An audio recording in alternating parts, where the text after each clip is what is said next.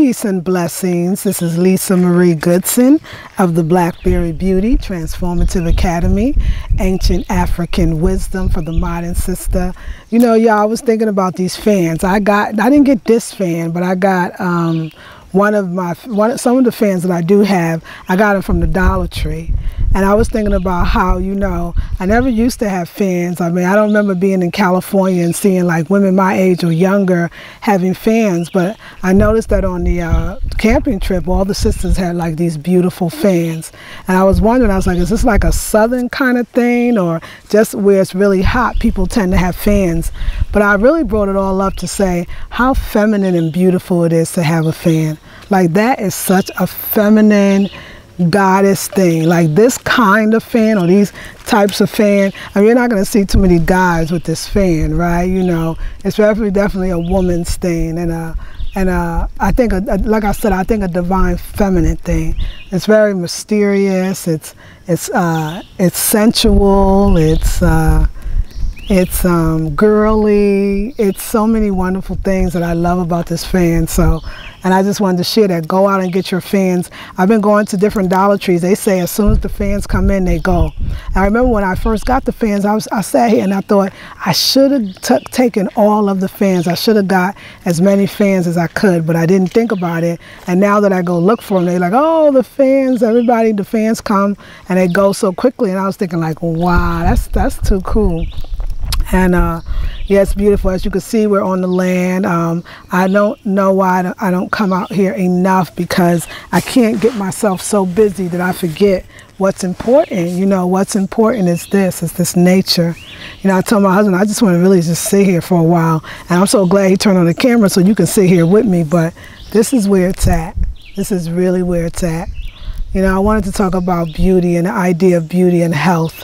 And I know I was telling you all that my husband and I are going to go on a watermelon fast. And we're going to do watermelon. We're going to juice the rind of the watermelon, the seeds, everything, and of course the juicy part as well, the meat of the watermelon. And I've been actually just every day just eating lots and lots of watermelon to capacity, drinking lots and lots and lots of water. And I wanted to talk about health today. I want to talk about health and beauty, of course. I wanted to say that, you know, a lot of people said, don't forget to let the people know to make sure that they get seeded watermelon. And yes, seeded watermelon is so important, because the other watermelon is seedless. So seeded, meaning with seeds, as opposed to seedless, meaning without seeds. The watermelon that doesn't have seeds actually are sterile. And you don't want something that cannot reproduce. You don't want something that cannot grow another of itself. I mean, even we as humans, we can grow another of ourselves. I mean, you know, mostly. I know there's some sisters and women that cannot have children in that way, and that's okay. They're still growing ideas and thoughts. They're still growing businesses. They're still growing. But a seedless watermelon is just not good for you. And also the seeds help to bring down high blood pressure. You know, I was thinking about the idea of health and how much, as many of you know, this Sunday I start my 21-day intensive, and actually tomorrow, or Sunday rather, starts the first 3 hours. So on Sunday, the intensive is the first 3 hours, and then every day after that for the next 20 days I come to you, and that one is actually me coming to you every day on a live stream and going in. I mean, I'm actually excited about doing these 21-day intensives, because they get me back on track. And they're only $97. Normally I do a 3-hour intensive by itself for $97, which is more than worth it. But when I'm dealing with the womb, and right now I'm dealing with the womb, I want to do them for 21 days. I want to be there with you. I know a lot comes up. You know, I want to tell you that a lot of times when you're doing this womb work, you will bring up stuff that you didn't even know was there. You will bring up stuff that you didn't even know was there. It's like when there's a thing called kidney liver flush, and it's a drink that you make with things that are right in your kitchen cabinet right now. And you drink it, you can drink it for 21 days. And a lot of times you think, well, what do I need a kidney liver flush? My kidneys and my liver are working just fine. Everything is good. And you'll do this 21 days of this kidney liver flush, and you'll notice that you'll start to have pain in your kidneys and your liver. that really you thought like, how did that happen? Maybe the kidney liver flush made me sick. Maybe it was too much. Maybe I overdid it. In actuality, no. There's so many things in the body that is lurking, so many things in the body that is just waiting for a chance to come up. And a lot of times, a lot of it don't come up until you're cleansing or until you leave this earth, until you pass away, until you get some complication, until you have to go to the hospital because you have pain, and then it's too late. You want to allow things to come up. A lot of times too, I know right now that there's somebody in pain, somebody who says, I've done all the physical work now. I've done the kidney liver flushes. I've done the sea salt baths. I've done the castor oil packs, right? I've done all of those things, but my fibroids is still there. But my endometriosis is still there. But my uterine cancer even is still there. What am I doing? What's missing? And what I noticed too, just from working with so many sisters for so many years, it's the emotional part. That's why a person can never smoke or drink and still have liver disease. It's because it's not so much that it was physical, because you can fix the physical, you can clean it. What happens when you do it and you still don't get rid of the disease? Now, some things are just too late or maybe meant to be and it's just your time to go. But what I find mostly is it's because it's so deeply emotional, that most diseases are emotional, especially, I believe, for black women. I think black women, it's not, even if we say, okay, I was going to say we hold things in so deeply, and you might say, well, no, I feel like we're very expressive. We tell it like it is. You know, we upset, we got something to say, we're going to say it. And I feel like then we say it in anger. We say it in unforgiveness. We're upset. We're angry. We're enraged. And that's not the same kind of expression. Sometimes the expression is, I need to express how I feel about where I'm going in life, or I need to express to my family about where I want to go, not where they want me to go. Or I need to express to my man that it hurts me when he cheats on me, or it hurts me when, and these are just examples I'm saying some of the women came to me with, my man's cheating and it hurts me, my man doesn't listen to me, my man keeps saying that I keep feeling like there's somebody else in his life and keeps saying that I'm wrong. So it's a denying of your truth, of your intuition. You keep pushing it down. You keep allowing other people to talk you out of what you feel. And a lot of ways, when you hold all that in and you push it all down, yes, it becomes a cancer. Yes, it affects your kidneys. Yes, it affects your liver.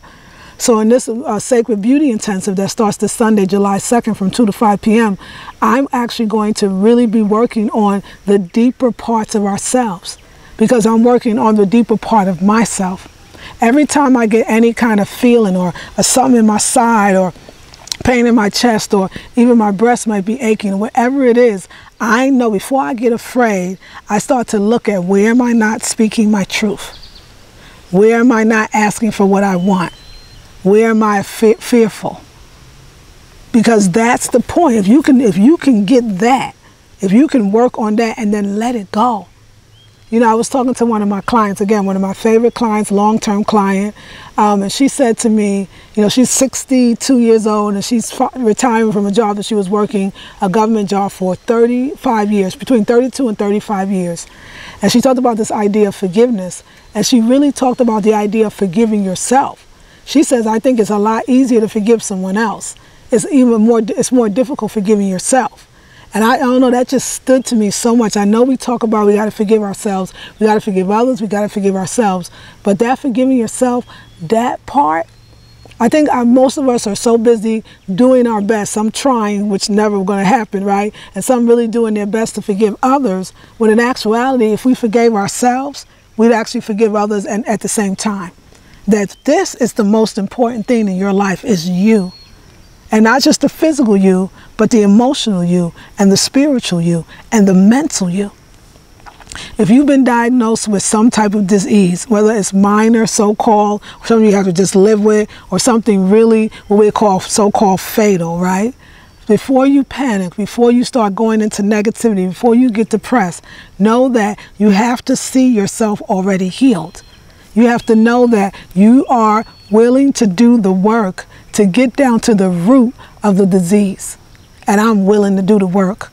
I want so many changes in my life. Like, I'm ready to be. I mean, I remember all the years, you know, you know, went through this is this different life stuff that I went through, being with the Rasta man smoking weed, or, you know, drinking lots of organic wine, and every time saying it's the last time, it's the last time, it's the last time, but it never really was the last time, you know. I remember all of the things I thought I couldn't do without, all of the things that I thought was not, I couldn't let go of.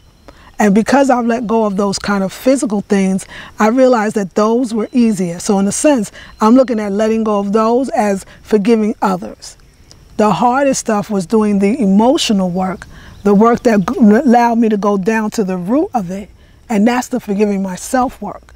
So in other words, forgiving someone else, if you look at it this way, let's say I forgive myself for smoking lots of weed, or forgive myself for drinking organic wine in excess. Let's just say that I do that. I forgive, yeah, but then you got to say to yourself, and I forgive myself for the reasons that I did it.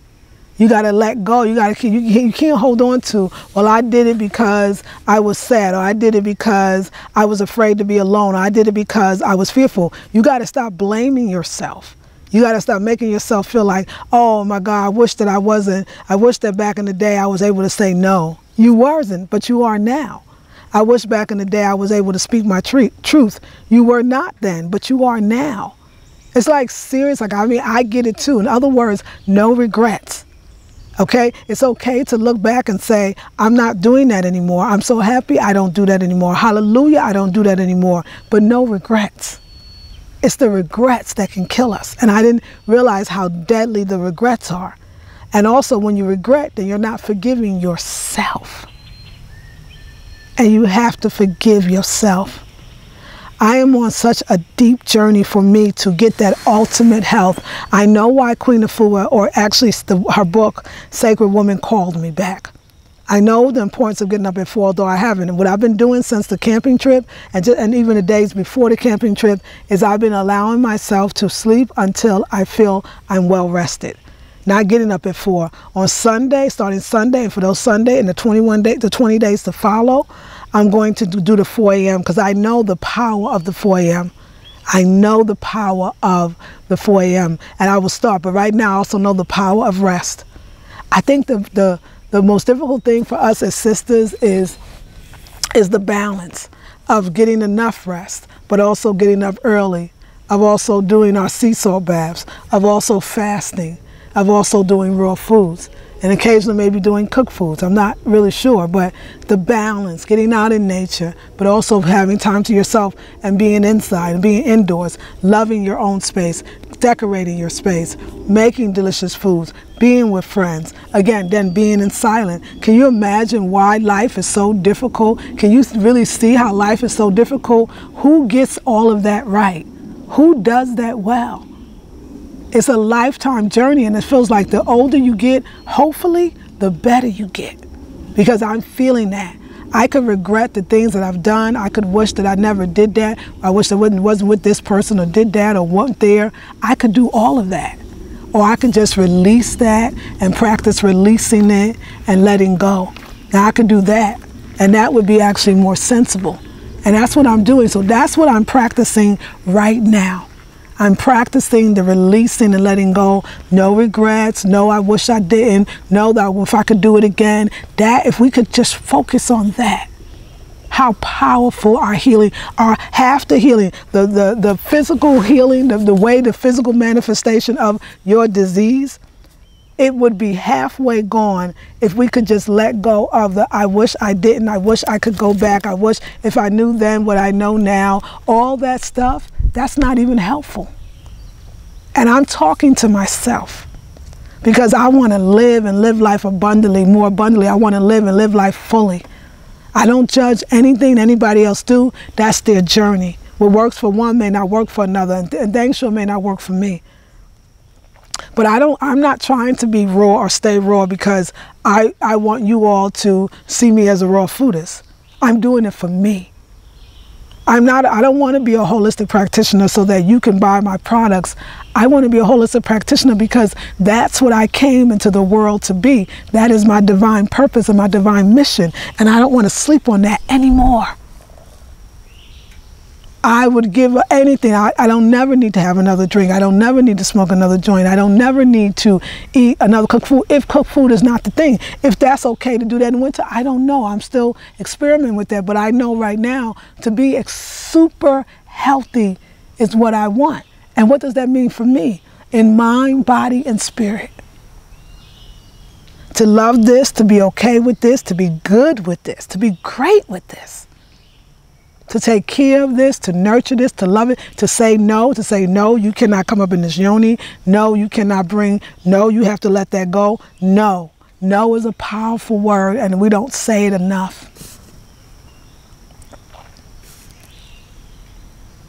I ask the Creator every day, give me some time, give me some space. I'll do the right thing for me. I'll do the right thing for you. I'm ready to live the holy life. I'm ready to live the life of the sacred, of the divine.